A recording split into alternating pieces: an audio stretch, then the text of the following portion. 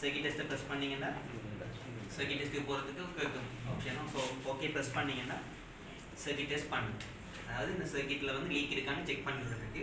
But இந்த 2 டியூப்புமே flow census 2 tube மாறி இருந்தால் லீக் டெஸ்ட்டில் வந்து உங்களுக்கு காட்டாது.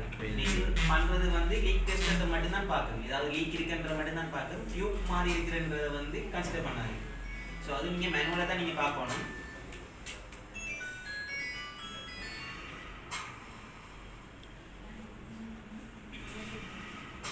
அப்போ டெஸ்ட்டில் அங்கே போட்டு தான் செக் பண்ணணுமே. டெஸ்ட்லாம் போட்டு தான் செக் பண்ணணும்.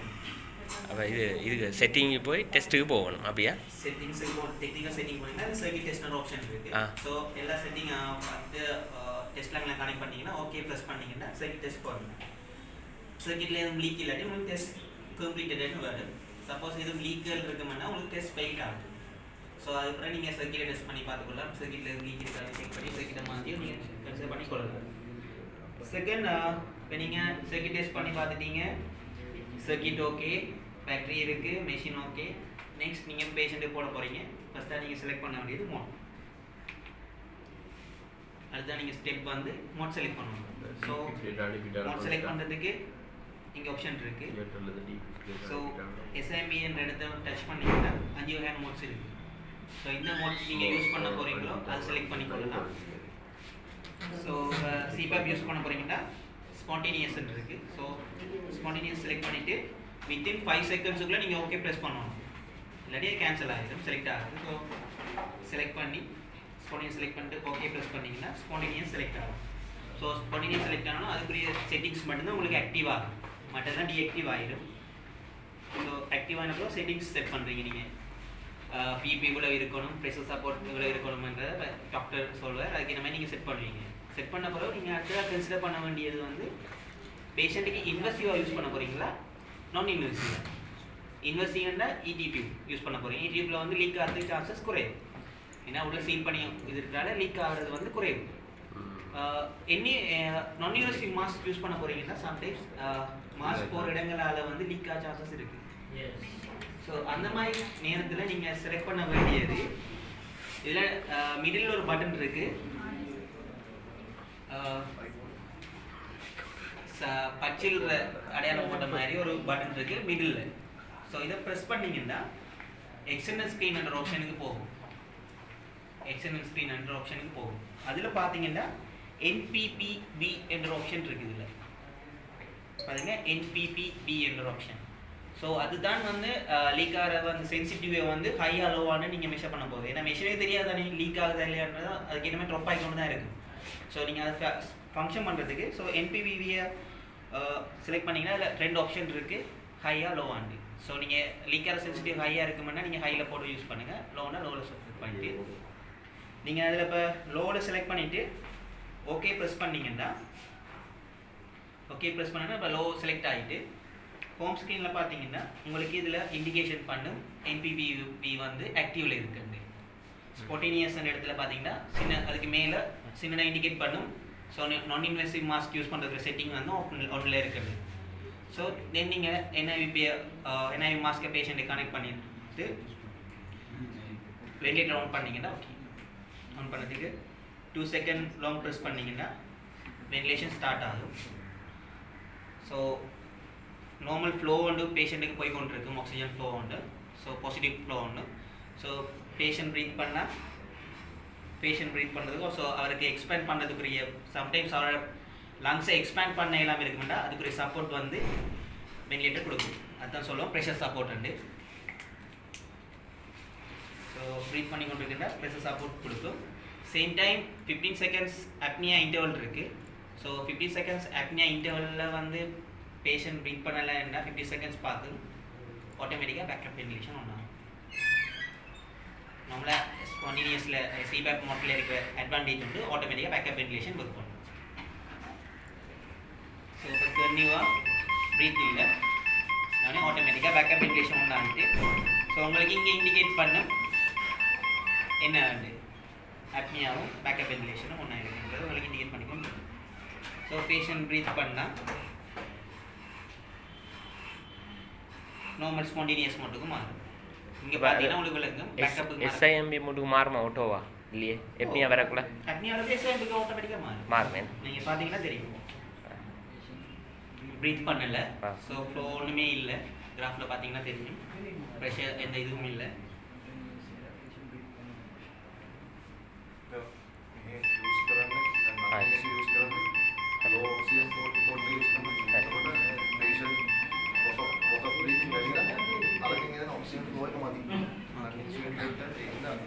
நாம் அதான் அல்லாத கோர்ஸ் பண்ணி நல்லா பழக்கம் ஹை ப்ரெஷர் சரி வந்தீங்க எஸ் சார் அப்போ அது அப்போ நம்ம ஒரி பண்ண தேவையில்லைண்ணே ஒரு பண்ண தேவையில்லை பேஷண்ட் போகணும் பைப்பப் மோட்டில் இருக்கிற ஒரு மோட்டை குறைக்க விடுவாங்க 10 அடிக்கிறது குறைச்சி பீப்பப் விடுவாங்க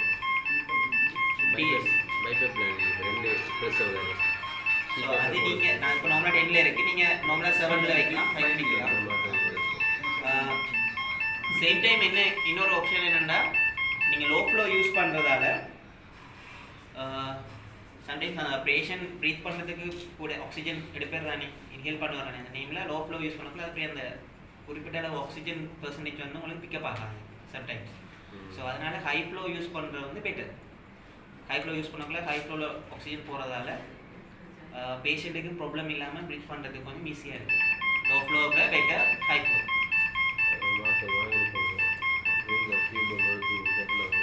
உங்களுக்கு அதை கெப்டோமெட்ரி இதில் அட்டேச் பண்ணலாமா இல்லையே அது வந்து பேஷண்ட் மானிட்டரில் இருக்குது தானே ஸோ அது வந்து நார்மலாக நீங்கள் இதில் கனெக்ட் பண்ணிவிட்டு பேஷண்ட்டை வென்டிலேட் கனெக்ட் பண்ணலாமா டிவி பிளேட்டர் பார்ப்போம் ஓகே இது எவ்வளோ நேரத்துக்கு மேக்ஸிமம் இது கண்டினியூஸாக யூஸ் பண்ணணும் கண்டிப்பாக எவ்வளோ நேரம் யூஸ் பண்ணலாம் கேனில் போனீங்கன்னா கண்டிப்பாக பேஷண்ட்டுக்கு 5 days 7 days பண்ணிக்கொண்டே இருக்கலாம் அப்படி யூஸ் பண்ணுறீங்கன்னா அப்படி யூஸ் பண்ணுறீங்கன்னா கட்டாயம் HME ஃபில்டர்ஸ் போடணும் ஏன்னா இதில் நம்ம ஹியூமிடிஃபை யூஸ் பண்ணுறதில்ல ட்ரை கேஸ் தான் போகுது ஃப்ரெஷ் கேஸ் வந்து ட்ரையாக தான் போகுது ஸோ அதனால் வந்து பேஷண்ட் ட்ராக்கி அதெல்லாம் ஃபில்டர் வந்து எங்களுக்கு அடிக்கடி மாற்றி தருவீங்களா முடிய தருவீங்களா இந்த மாதிரி அது டிஸ்போசபிள் அப்படி மாற்றி கொடுக்குறது டிஸ்போசபிள் முடியும் எங்களுக்கு 15 தான் இந்த இனிஷியேட்டாக ஓகே அதுபடியே நீங்கள் பர்ச்சேஸ் பண்ணி எடுக்கணும் பர்ச்சேஸ் பண்ணி எடுக்கணும் நிறைய மஸ்ட் எடுக்கணும் ஹியூமிடிஃபை பண்ணுறேன்னா என்ன செய்யும் இப்போ இப்படி இதுக்கு ஹியூமிடிஃபை இல்லையா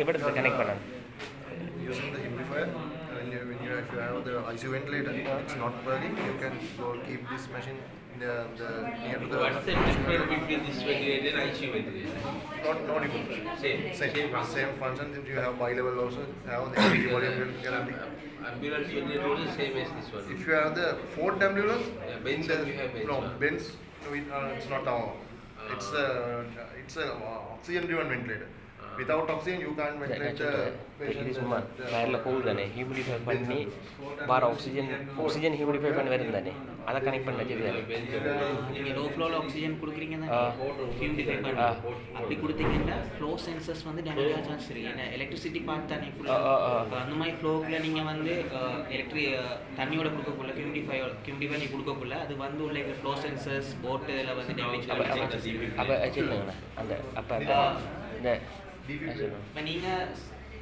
நீங்கள் லோ ஃப்ளோ கனெக்டர்ஸ் யூஸ் பண்ணுறீங்கன்னு தெரியும் ஸோ லோ ஃப்ளோ நீங்கள் யூஸ் பண்ணக்குள்ள கட்டாயம் யூஸ் பண்ணுற ரெகுலேட்டர் பொட்டில் வந்து எம்டியாக இருக்கணும் ஏன்னா பொட்டலோட இருக்குமெண்டா அந்த ஹியூமிடிஃபை பண்ணி வரக்குள்ள அந்த யாரும் உள்ள போகல ஃப்ளோ சென்சர்ஸ் சம்டைம்ஸ் எதுவும் லீக் இருந்ததுன்னா போர்டுகளை டேமேஜ் பண்ண சான்சஸ் கூட ஏன்னா எல்லாம் எலக்ட்ரானிக்ஸ் பார்ட்ஸ் தானே ஸோ அதனால கட்டாயம் எம்டி போட்டில் தான் யூஸ் பண்ண வேண்டி வரும் ட்ரையான போட்டில் தான் யூஸ் பண்ணணும் ICU ventilator you have the inhale line you have to remove the inhale line and connect to this inhale and through the humidifier it's coming the exhale line you just have to remove from the ventilator ICU ventilator the exhale line connect to the exhale only you have to from this circuit you have to remove this flow sensor and connect to the ICU ventilator circuit and the Y connector and you can ventilate the patient through that humidifier the ICU ventilator they have humidifier you have to switch on the humidifier power on that one then you can use the same circuit same humidifier but not that ventilator you can use this one இந்த ரெண்டு tube மாறக்குள்ள உங்களுக்கு readings வந்து